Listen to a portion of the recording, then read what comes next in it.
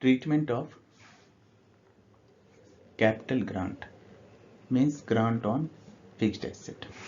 So there is two way of treating the capital grant. One is right of the grant against the cost of non-current asset and depreciate the reduced cost. So let's understand it here. Cost of your asset is $2,000 and government grant that you received is $1,000. So as per the first treatment, it is advised that deduct the grant from the cost of non-current asset. So let's deduct it. Grant is 1,000. So this is the what is the reduced cost? Reduced cost is $1,000. Now charge depreciation on this price. Suppose the life of the asset is 10 years. In that case, what will be the depreciation every year? You have to divide this with the life of the asset. So depreciation every year will be $100. This is the depreciation. This is the depreciation on reduced price. Now the next treatment. Next treatment is treat grant as a deferred credit and transfer a portion of revenue each year to offsetting the higher depreciation charge on the original cost. So this is a deferred credit, means in balance sheet you have to show the grant in the credit side. Asset will come as usual in the asset side.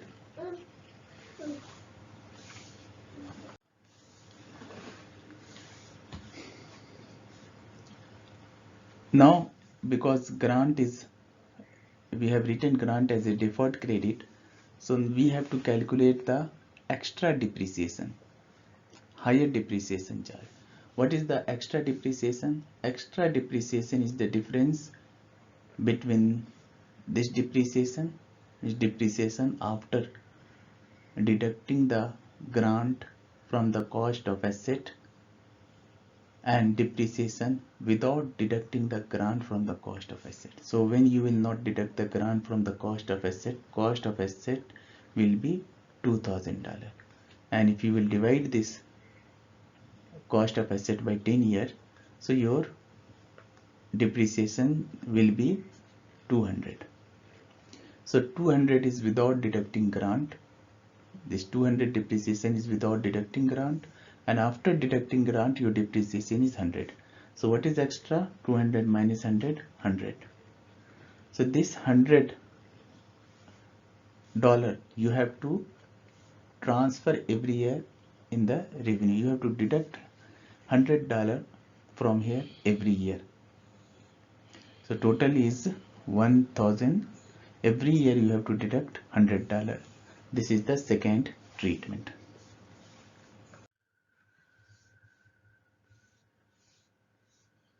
Treatment of capital grant. Grant for purchase of non-current asset should be recognized over the expected useful life of the related asset. IAS 20 permit two treatment that we already discussed. Both treatment are equally acceptable and capable of giving fair presentation. Method 1, on initial recognition, deduct the grant from the cost of non-current asset and depreciate the reduced cost. Method 2 is recognize the grant initially as a deferred income and transfer a portion of revenue each year, so offsetting the higher depreciation charge based on the original cost. This is the second method. This method also I discussed. Method 1 is obviously far simpler to operate. Method 2, however, has advantage of ensuring that assets acquired at different time and in different location are recognized or recorded on a uniform basis, regardless of changes in government policies.